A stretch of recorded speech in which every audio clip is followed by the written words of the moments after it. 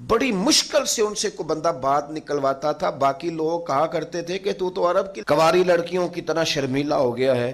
لیکن سیدہ عائشہ فرماتی ہیں مدینے والے محبوب کو میں نے دیکھا. اور یہ گواہی کون دے رہی ہے؟ بیوی. یعنی جو زوجہ ہوتی ہے اس کے ساتھ انسان بہت ساری جگہوں پہ بے تکلف ہوتا ہے, وہ ایک دوسرے کا لباس ہے. لیکن سیدہ پاک فرماتی ہیں کہ میں نے نبی پاک کو عرب کی پردہ نشین کنواری لڑکیوں سے بھی زیادہ حیا کرنے والا دیکھا ہے.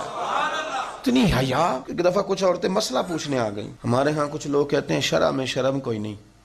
تو کیا شرع بے شرم ہوتی ہے؟ یہ کیا بات کی آپ لفظوں کے حدود کو اور لفظوں کو پردہ ڈال کے بھی بہت ساری باتیں آپ پوچھ سکتے ہیں.